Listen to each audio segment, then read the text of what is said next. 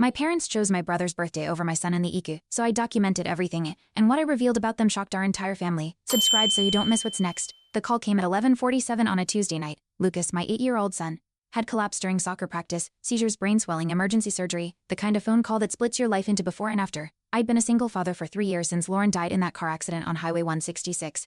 My parents, Gloria and Edward Wilson, had always been distant, the type who remembered every country club obligation, but somehow forgot parent-teacher conferences. Still, I thought maybe hoped that their grandson fighting for his life might finally crack through that wall of polished indifference they'd built around their hearts. I was catastrophically wrong about that assumption. While Lucas lay unconscious in pediatric intensive care, machines breathing for him, tubes snaking from his small arms, my parents were hosting my brother Derek's 30th birthday party, not just attending, actively hosting a catered dinner for 43 people in their pristine dining room. The celebration they'd planned for months, complete with imported wine, an extended family flying in from 3 states. When I called them from the hospital corridor, hands shaking, voice breaking, my mother's exact words were, "Dean, honey, we simply cannot abandon Derek's party. Everyone's already here, the caterers, the family from Atlanta. Can't this medical situation wait until tomorrow morning?" Medical situation. My son's brain surgery was a medical situation that could wait for party cleanup. That phone call lasted exactly 2 minutes and 17 seconds. I know because the hospital phone system recorded call durations. I kept that record. I kept everything after that moment. For 72 hours, I lived in that sterile hospital room, sleeping in a chair that left permanent cricks in my neck, eating vending machine sandwiches, watching monitors that tracked my son's brain activity with electronic beeps that became the soundtrack to my worst nightmare. Lauren's mother, Beth Callahan, flew in from Portland within 6 hours of my call. She arrived still wearing her garden clothes, dirt under her fingernails from dropping everything to catch the first available flight. My business partner Carl Newman showed up with clean clothes and homemade soup from his wife. Kevin Brooks and Marcus Daniels, my 2 most loyal employees, took turns keeping me company during those endless overnight shifts when the hospital felt like a tomb. But my parents, they sent flowers, expensive ones from a fancy florist downtown, white lilies and baby's breath arranged in a crystal vase that probably cost more than most people's monthly grocery budget. The card was signed in their housekeeper Rosa's handwriting, "Thinking of you during this difficult time. Love, Grandma and Grandpa Wilson." Rosa later told me privately that she'd had to remind them 3 times to approve the flower order. They'd been too busy coordinating Derek's party aftermath and showing relatives around town to focus on their hospitalized grandson. On day 3, when Lucas finally opened his eyes and whispered in that scratchy post-surgery voice, "Where's Grandma and Grandpa? Are they coming to see me?" I had no answer that wouldn't break what remained of his 8-year-old faith in family love. Dr. Eleanor Rivera, his neurologist, pulled me aside that afternoon. In 15 years of pediatric medicine, she'd never witnessed such a clear case of family abandonment during a child's medical crisis. She was prepared to document their absence as contributing to Lucas' psychological distress, potentially affecting his recovery timeline. That conversation changed something fundamental inside me. The desperate, loving son who'd spent 38 years making excuses for their emotional absence died in that hospital hallway. What emerged was someone who understood that documentation might be the only language they'd ever comprehend.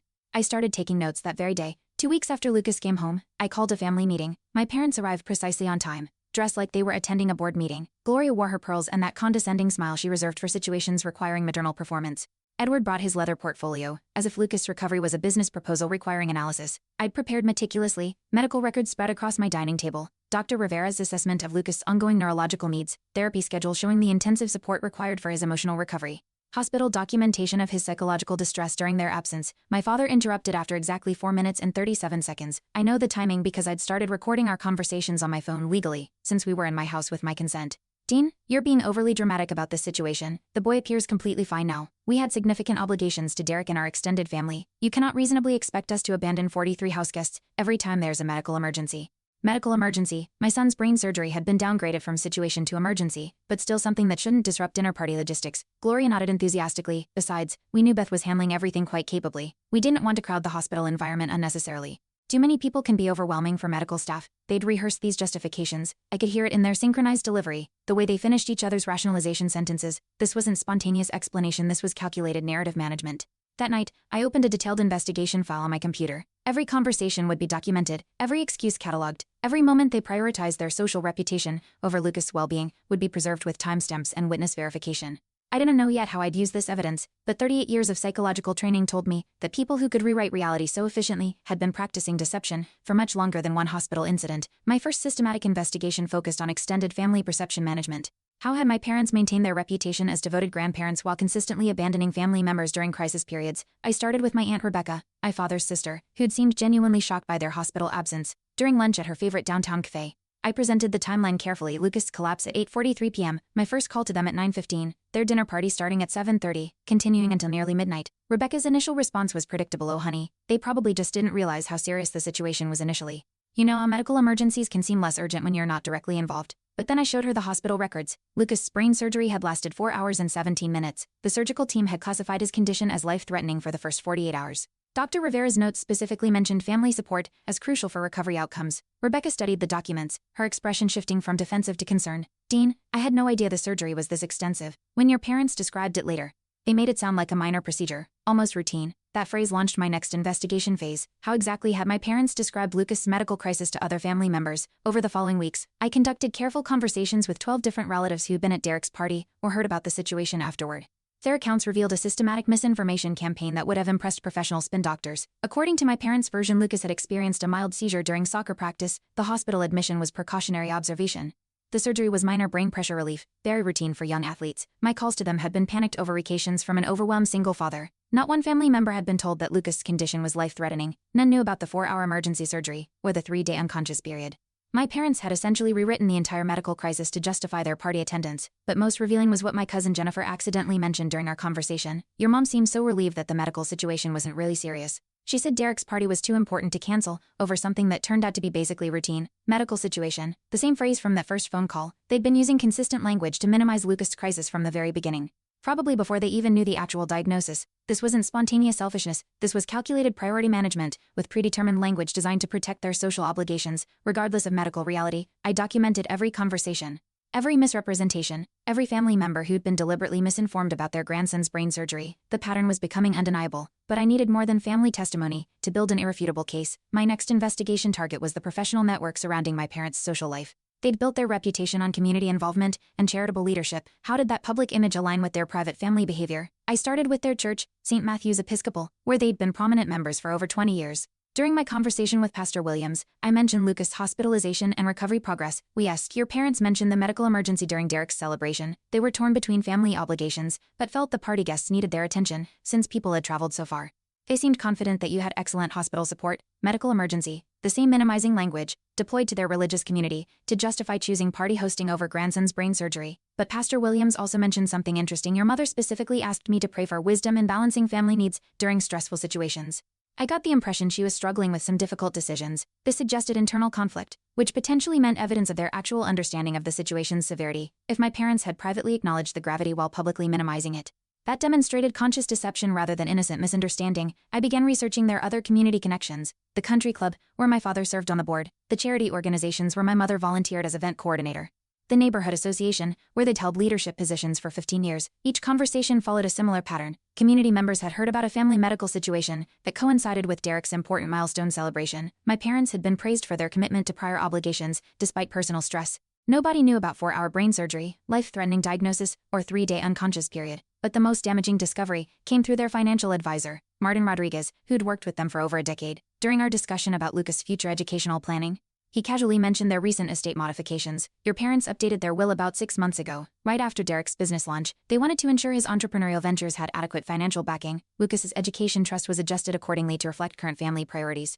6 months ago, right around the time Derek had started planning his 30th birthday celebration, and my parents had begun emphasizing his milestone year and crucial business development phase, Martin showed me the relevant documents with my parents' permission. Since Lucas's trust fund was involved, Derek's inheritance had been increased by nearly $200,000. Lucas's fund had been reduced by the same amount, with a notation about rebalancing family support based on current needs assessment. This wasn't just party prioritizations. This was systematic favoritism with financial backing, implemented months before Lucas' medical crisis, but perfectly explaining their decision-making during his hospitalization. Their grandson's brain surgery was less important than their golden child's birthday party, because they'd already decided Derek's life events deserved primary family resources. Emotional and financial, armed with professional documentation, I began my most dangerous investigation phase, accessing my parents' private communications and financial records to understand their actual decision-making process during Lucas' hospitalization. This required careful legal maneuvering. I couldn't hack their accounts or steal private information, but I could use legitimate family business connections to access shared documents and communication records that involved Lucas' medical care or financial planning. My breakthrough came through their insurance company. As Lucas' father, I had legal rights to information about his medical coverage and any family coordination around his care. The insurance representative, Sarah Chen, provided communication logs showing how my parents had handled coverage questions during his hospitalization.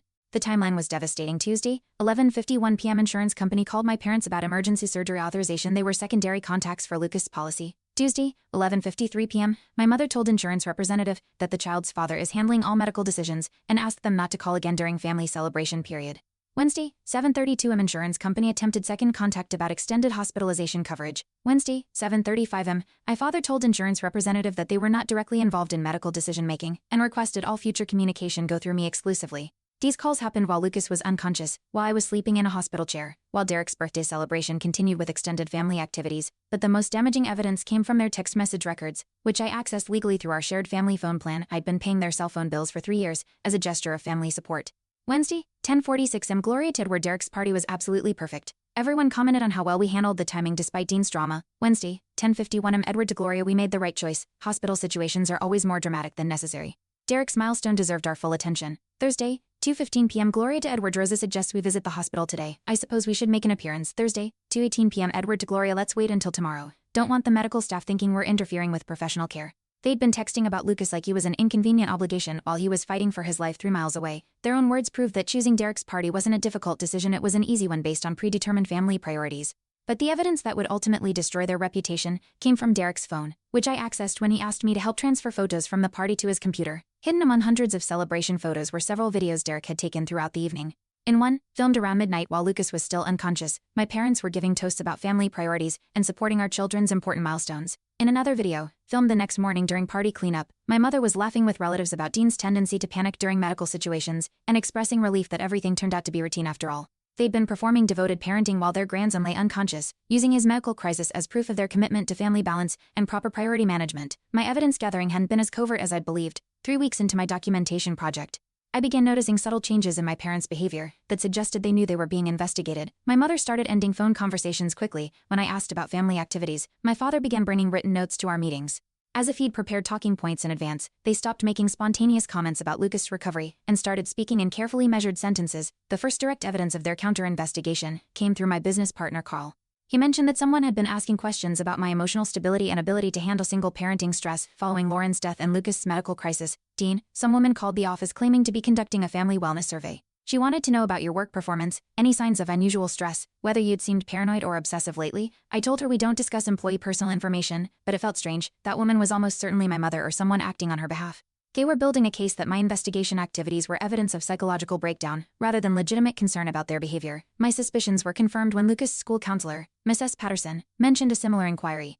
Mr. Wilson, your parents called asking about Lucas' emotional adjustment and whether we'd noticed any signs that he was being influenced by adult stress or conflict. They seemed concerned that family tensions might be affecting his recovery. My parents were trying to reframe my evidence gathering as harassment and my documentation efforts as proof of mental instability. They were using my own investigation against me, suggesting that a loving father's concern about their abandonment was actually vindictive obsession. But their counter-investigation strategy revealed something crucial. They were sophisticated enough to anticipate being held accountable and prepared enough to develop defensive narratives.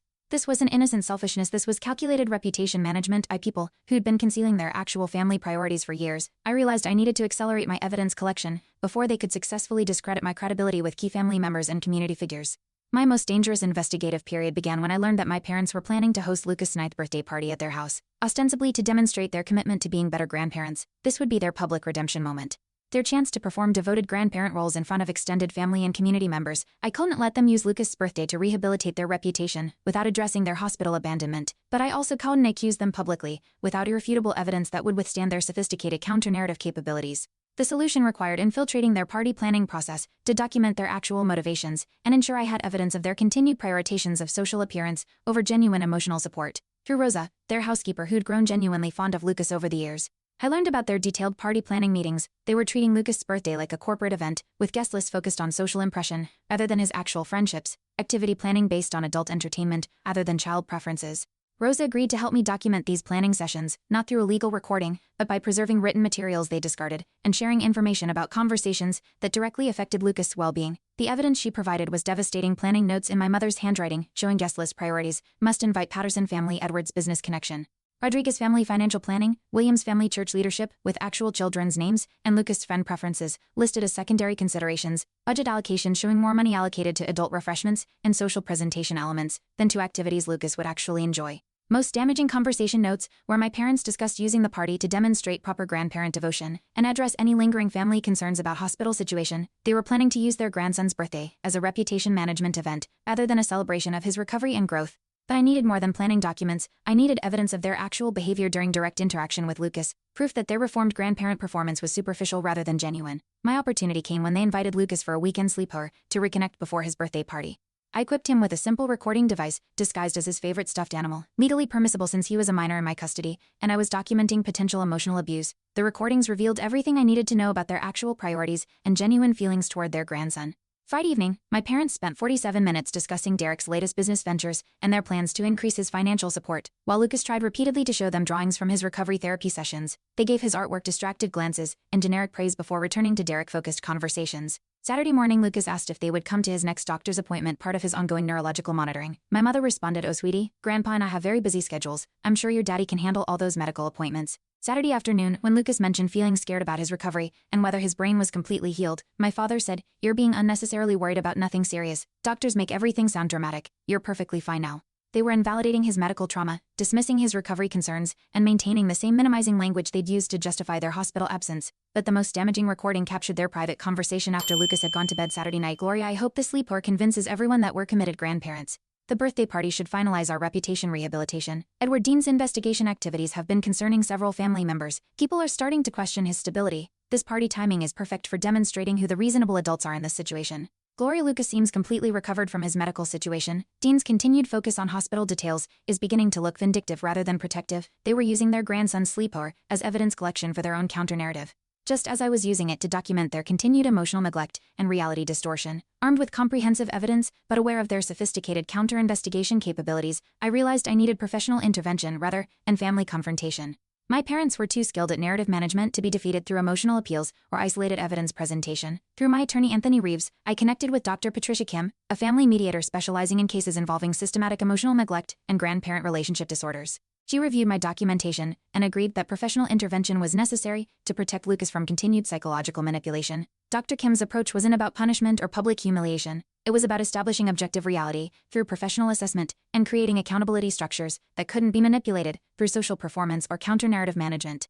The intervention required careful coordination with multiple professionals who'd interacted with our family situation. Dr. Elena Rivera would provide medical documentation of Lucas' trauma responses and ongoing recovery needs. Hospital social worker Janet Martinez would present records of family support patterns during his hospitalization. School counselor Mrs. Patterson would share observations about Lucas' emotional adjustment and family relationship concerns. Elder care specialist Maria Santos would discuss my parents' psychological patterns and capacity for genuine behavioral change, but the most crucial element was my parents' voluntary participation. Dr. Kim explained that confrontational interventions often failed because they allowed participants to claim victimization rather than addressing actual behavioral patterns. Instead, she recommended framing the intervention as family therapy, focused on supporting Lucas' recovery and improving grandparent relationships. My parents would attend, thinking they were participating in rehabilitation of family harmony, not accountability for systematic neglect. The session was scheduled for a Tuesday morning at Dr. Kim's office, positioned as the first step in professional mediation to address family communication concerns and develop better support strategies for Lucas' continued recovery. My parents agreed immediately, confident that professional mediation would validate their position and expose my vindictive behavior to objective experts. They had no idea that 5 professionals had spent 2 weeks reviewing comprehensive documentation of their emotional abandonment patterns, spanning not just Lucas' hospitalization, but 15 years of similar incidents involving other vulnerable family members. The intervention began exactly as Dr. Kim had planned. My parents arrived dressed professionally, carrying prepared notes and radiating confidence about their position. They expected to spend the session explaining their reasonable decision-making during a stressful medical situation. All professionals helped me understand their perspective. Instead, they found themselves facing a carefully orchestrated presentation of evidence that made their behavior undeniable to themselves and everyone present. Dr. Rivera began with Lucas' medical records and psychological assessment in clinical, objective language. She explained that his brain surgery had been life-threatening, his recovery period had been critical for neurological development, and family abandonment during medical trauma had measurable psychological consequences. She presented brain scans showing the extent of Lucas' injury, surgical reports detailing the complexity of his procedure, and recovery documentation proving that family support during his hospitalization would have significantly improved his emotional healing timeline. My parents tried to interrupt with justifications about not understanding the severity, but Dr. Rivera had anticipated their responses. She read directly from their insurance company communications, showing that they'd been fully informed about the life-threatening nature of his condition and had actively refused involvement in his care coordination. Hospital social worker Janet Martinez followed with documentation of family support patterns during pediatric medical crises. She presented statistical data showing that grandparent absence during child hospitalizations was correlated with extended recovery periods and increased anxiety disorders. But more devastatingly, she'd researched my family's history with other medical emergencies. Her records showed that my parents had missed my grandmother's final hospitalization for a cruise, had been absent during my uncle's heart surgery for a real estate conference, and had prioritized social obligations over family medical needs in at least 6 documented instances over 15 years. This was an isolated incident. This was systematic behavior pattern with professional documentation. School counselor Mrs. Patterson presented Lucas emotional development records, showing his confusion about grandparent love, his internalized fear that illness made him unworthy of family attention, and his ongoing anxiety about medical appointments because he associated them with family abandonment. She played audio recordings of his therapy sessions where he'd asked whether grandparents stopped loving grandchildren who got sick, whether his brain surgery had made him too scary for family visits, and whether Derek's birthday was more important than his recovery. But the breakthrough moment came when Dr. Kim presented my parents' own documented communications, their text messages, insurance company calls, and party planning materials alongside Lucas' therapy recordings, describing his abandonment trauma. The contrast was devastating. While their grandson was asking therapists why his grandparents didn't love him anymore, they were texting about party logistics and discussing reputation management strategies. Elder care specialist Maria Santos delivered the final assessment. She'd evaluated my parents' psychological capacity for behavioral change and concluded that their patterns represented pathological narcissism, other than situational poor judgment. Her professional opinion was that they viewed family relationships as performance opportunities rather than emotional connections, prioritized social reputation over genuine care, and lacked the psychological capacity to provide unconditional love to vulnerable family members. But the moment that shattered their constructed reality came when Dr. Kim played the recording from Lucas' sleepover weekend, their own voices dismissing his medical trauma, invalidating his recovery concerns, and discussing their reputation rehabilitation plans. Hearing their grandson's scared questions about his brain surgery, followed immediately by their casual dismissal of his unnecessary worry about nothing serious, created undeniable evidence of their emotional cruelty. The professional intervention stripped away every defense mechanism my parents had constructed over decades of sophisticated emotional manipulation. Faced with objective evidence from multiple credible sources, they could no longer maintain their carefully crafted narrative about reasonable decision-making during a stressful situation. Had their response revealed even more about their actual psychological makeup? Instead of acknowledging harm caused to Lucas or expressing genuine remorse about their choices, they immediately began strategizing about damage control and reputation management. My mother's first response was, "How did you obtain our private text messages? This feels like a violation of privacy, rather than legitimate family therapy." My father focused on, "These recordings were made without our knowledge. How can we trust professionals who use deceptive methods to gather information about family situations?" They were more concerned about their privacy violations than their grandson's abandonment trauma. Even faced with irrefutable evidence of systematic emotional neglect, their primary focus remained protecting their social reputation, other than understanding Lucas' psychological pain. Dr. Kim had anticipated this response. She explained that all evidence had been gathered through legal methods with appropriate consent, and that their concern about documentation methods rather than documented behavior was itself evidence of the psychological patterns Maria Santos had identified. "Mr. and Mrs. Wilson, your grandson has spent 8 months in therapy, trying to understand why his brain surgery wasn't important enough for grandparent visits. Your response to learning about his trauma is concern about how that information was obtained. This demonstrates the exact emotional prioritizations that has caused his psychological distress."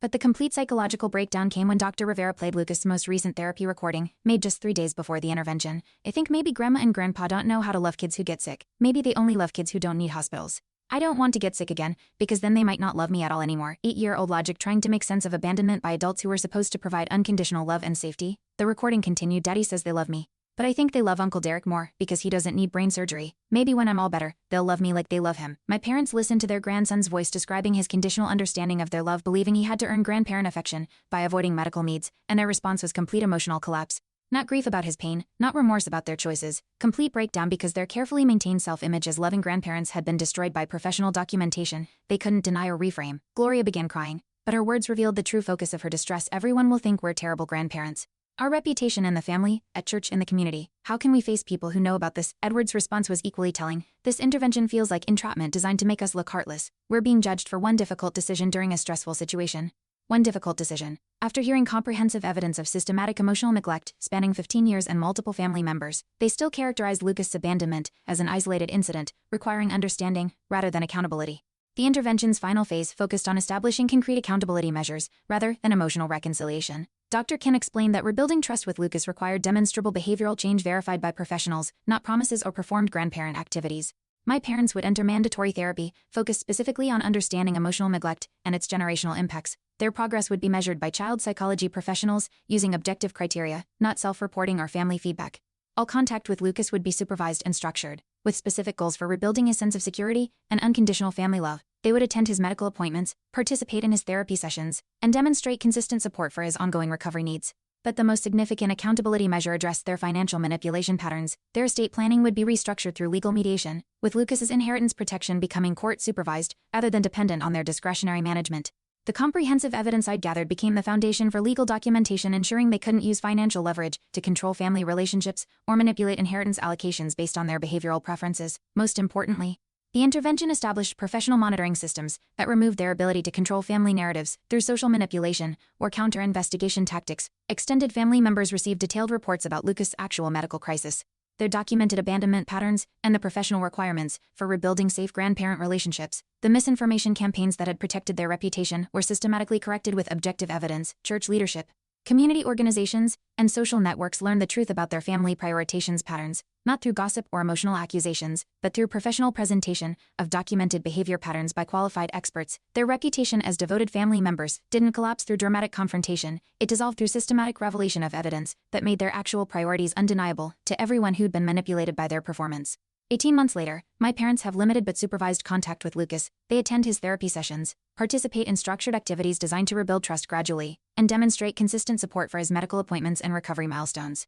Their relationship with him is honest now based on demonstrated commitment rather than social performance. Lucas no longer wonders whether illness makes him unlovable or whether his medical needs are inconvenient disruptions to family priorities. The extended family operates differently too. Professional mediation replaced emotional manipulation. Clear expectations exist around crisis support, with documented consequences for abandonment during vulnerable periods. Family members who'd initially defended my parents began addressing their own enabling patterns and establishing healthier boundaries around conditional love and emotional availability. But the deepest justice was Lucas' recovery, not just neurological healing, but psychological security about unconditional family love. Through professional intervention and systematic accountability, he learned that his worth wasn't dependent on convenience.